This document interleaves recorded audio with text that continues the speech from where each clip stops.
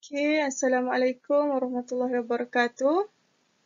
Ah, Alhamdulillah, Bismillahirrahmanirrahim. Pertama sekali, teacher nak minta maaf pada semua murid-murid Primary 6 sebab teacher terpaksa cancelkan kelas online Zoom pada hari Isnin lepas disebabkan masalah teknikal. Okay, jadi sekarang teacher gantikan dengan video yang teacher dah record sebagai bahan untuk awak belajar dekat rumah. Okey, jadi untuk kelas Bahasa Melayu, teacher nak masuk pada tajuk yang seterusnya iaitu kata adjektif. Okey, jadi dalam Bahasa Melayu, kata adjektif ni merujuk kepada sifat iaitu kata sifat. Sifat ni merangkumi sifat yang ada pada manusia, haiwan atau benda. Jadi, kata sifat dalam Bahasa Melayu dalam penulisan, kita boleh letakkan kata penguat di hadapan ataupun di belakang. Contohnya, kalau cantik, kita boleh letak paling cantik ataupun cantik sekali. Kalau bijak, kita boleh letakkan sangat bijak. Kata-kata penguat seperti itu yang kita boleh gunakan bersama-sama kata adjektif.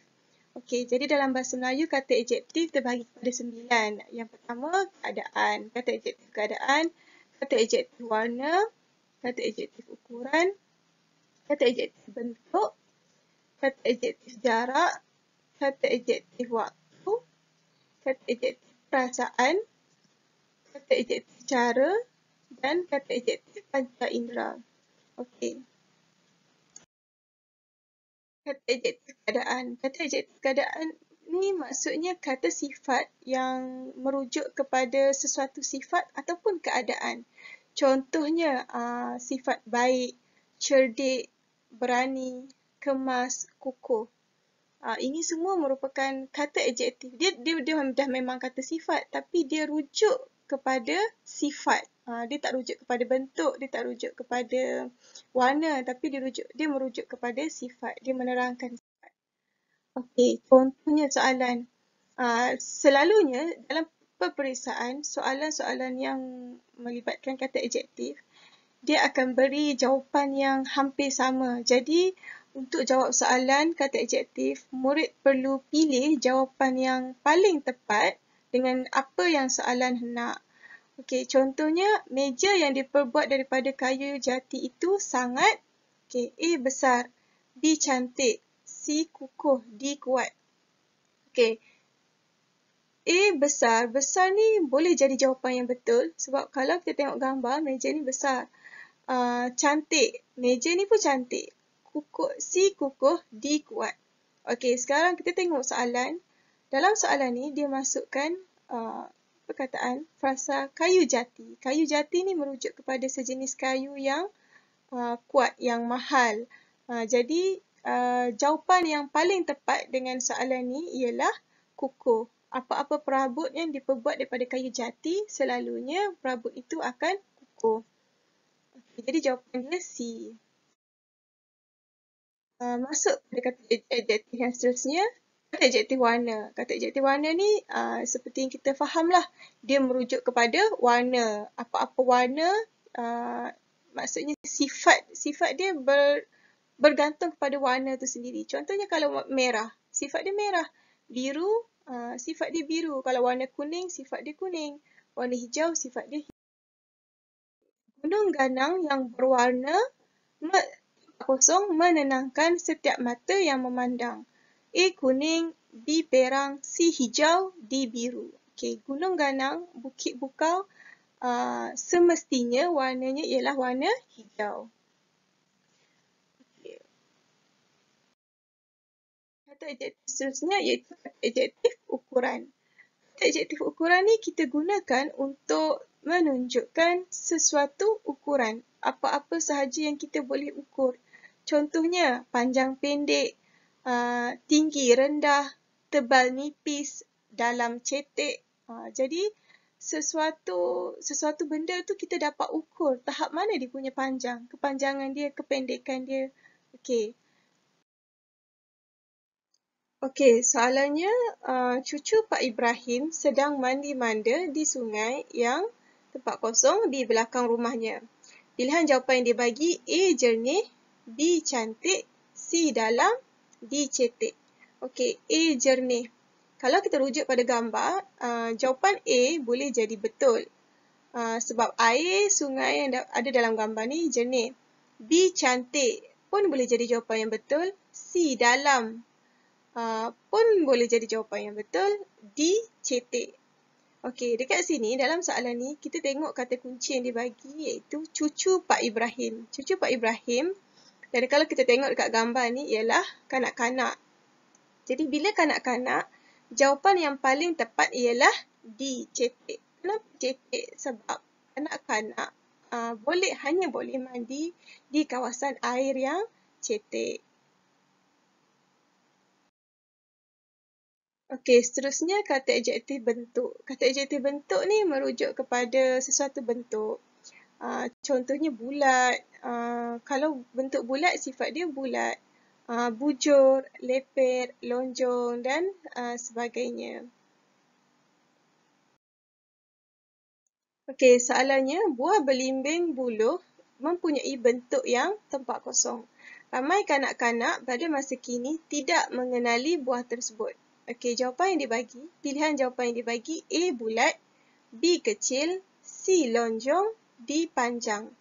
Okey, A bulat, buah ni tak kelihatan bulat, jadi jawapan A salah. B kecil, saiz buah ni memang kecil, jadi B boleh jadi jawapan yang betul. C lonjong boleh jadi jawapan yang betul. D panjang, buah ni memang bentuknya agak panjang, jadi D pun boleh jadi jawapan yang betul. Tapi di antara tiga pilihan jawapan ni, jawapan C ialah yang paling tepat. Jadi jawapannya ialah C. Okey, yang seterusnya kata adjektif jarak. Kata adjektif jarak ni kita gunakan untuk menunjukkan ukuran bagi jarak. Contohnya hampir, jauh, dekat dan sebagainya. Okey, contoh soalan untuk kata adjektif jarak. Bagi acara larian yang sedang berlangsung, peserta larian daripada rumah sukan Tok Janggut paling tempat kosong dengan garisan penamat. Okey, pilihan jawapan yang dibagi A nyaris, B hampir, C rapat, D laju. Okey, antara empat pilihan jawapan ni, A nyaris, nyaris tu merujuk kepada hampir, tapi hampir berlaku sesuatu perkara. Contohnya, dia nyaris-nyaris dilanggar oleh kereta. Okey, jadi dalam konteks soalan ni, nyaris ialah jawapan yang salah. B hampir, C rapat, D laju. Laju menunjukkan keadaan, macam mana dia lari. Okey, jadi laju pun salah. Jadi antara B dengan C, jawapan B ialah lebih tepat, iaitu hampir dengan garisan penamat. Kalau rapat, adjektif rapat, kita gunakan untuk menunjukkan keadaan. Contohnya saya duduk rapat dengan dia. Maksudnya kedudukan tu betul-betul dekat. Kalau hampir, maksudnya dia belum rapat lagi tapi dia hampir sampai. Okey. Okey, kata adjektif waktu kita gunakan untuk menunjukkan waktu, iaitu masa lah. Contohnya lama, lambat, segera, cepat. Okey. Okey, soalan dia, Encik Hazimin suka mendengar lagu-lagu tempat kosong nyanyian P.Ramlee. Beliau amat mengagumi bakat yang ada pada seniman tanah air itu. Okey, so ada empat pilihan jawapan. Dalam konteks soalan ni, A, silam, B, baru, C, lama, D, dulu. Silam merujuk pada perkara yang dah lepas. Baru, salah sebabnya P.Ramlee bukanlah seniman yang pada masa kini. Lama mungkin betul, dulu mungkin betul. Jadi ada tiga pilihan jawapan yang hampir sama dekat sini ataupun membawa maksud hampir sama. Tapi jawapan yang paling tepat dalam soalan ni ialah lama. Kenapa kita tak boleh gunakan silam? Silam ni merujuk kepada satu perkara ataupun kisah ataupun cerita yang telah lepas. Jadi dalam konteks soalan ni, Encik Hazimin suka mendengar lagu-lagu. Jadi lagu-lagu, jawapan yang paling tepat yang kita boleh gunakan ialah lagu-lagu lama.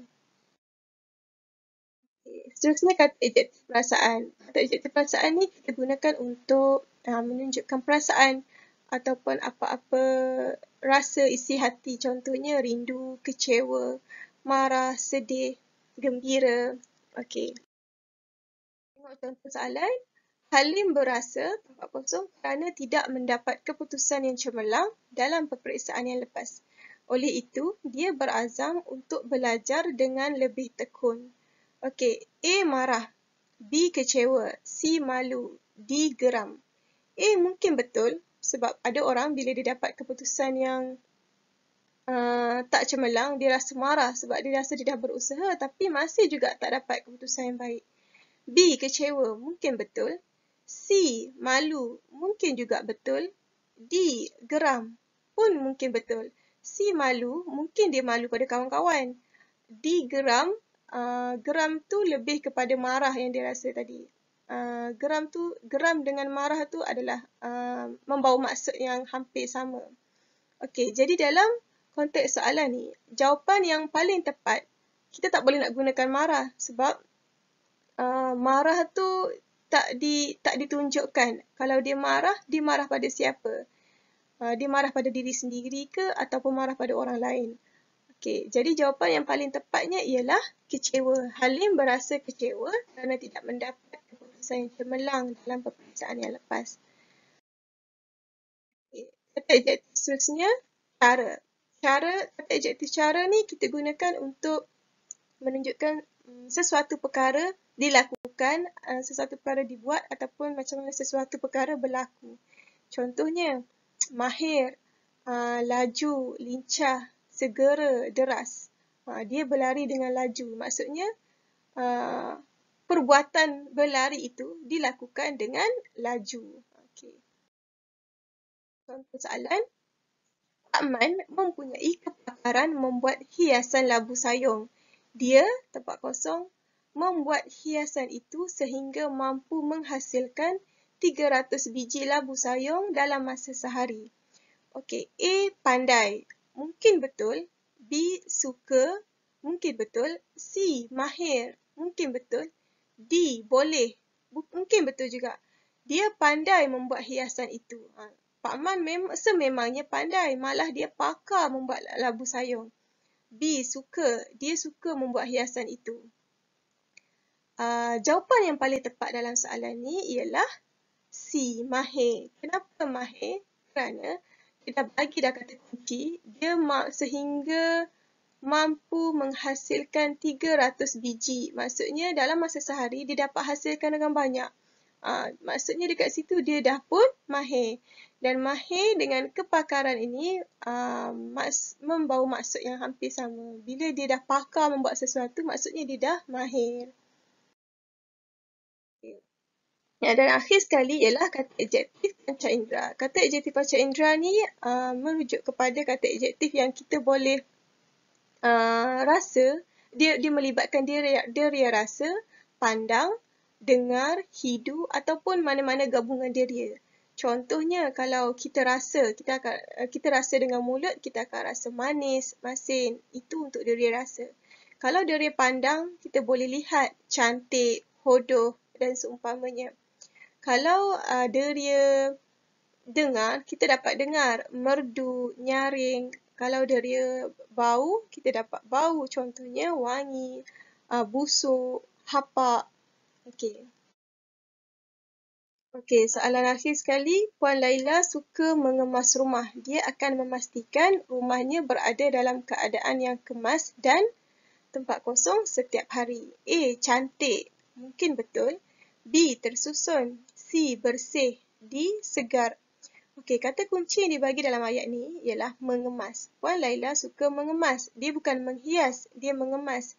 Jadi kalau perkataan cantik, kata sifat cantik, tak sesuai digunakan untuk mengemas. Kalau cantik, lebih sesuai digunakan untuk menghias. Tersusun juga tak sesuai digunakan sebab tersusun ni merujuk pada satu objek atau apa-apa objek yang mana ianya boleh disusun ataupun ianya kecil. Contohnya, buku itu tersusun dengan rapi. Jadi kalau rumah tak sesuai digunakan tersusun. Okey, jadi jawapan yang paling tepat untuk soalan ni ialah C, bersih. bersih. Kenapa saya kata bersih? Sebab kata kuncinya ialah mengemas. Dan dia akan pastikan rumahnya berada dalam keadaan kemas dan bersih setiap hari. Okey, jadi dalam soalan-soalan yang melibatkan kata adjektif, apa yang murid-murid perlu buat ialah baca soalan betul-betul dan perhatikan kata kunci yang ada pada soalan tu. Jadi bila kita dah tahu maksud ataupun kita dah tahu kata kunci untuk soalan tu, insya-Allah kita dapat cari jawapan yang paling tepat. Sebab selalunya soalan-soalan kata adjektif ni dia akan bagi jawapan yang hampir sama. Jadi untuk mengelakkan murid-murid keliru, tengok betul-betul soalan, lepas tu baru cari jawapan yang betul-betul tepat. Dan juga murid-murid perlu tambahkan kosakata, tambahkan pengetahuan terhadap kata-kata adjektif ni lah. Contohnya, tohor. Tohor tu adalah sama maksud dengan cetek. Ataupun lonjong. Lonjong tu ialah satu bentuk yang bujur tetapi agak panjang. Okey, jadi itu sahaja teacher rasa untuk tajuk kata adjektif. Nanti teacher akan sediakan tugasan dekat bahagian virtual. Nanti murid-murid boleh tengok dan buat tugasan. Okey, Assalamualaikum warahmatullahi wabarakatuh.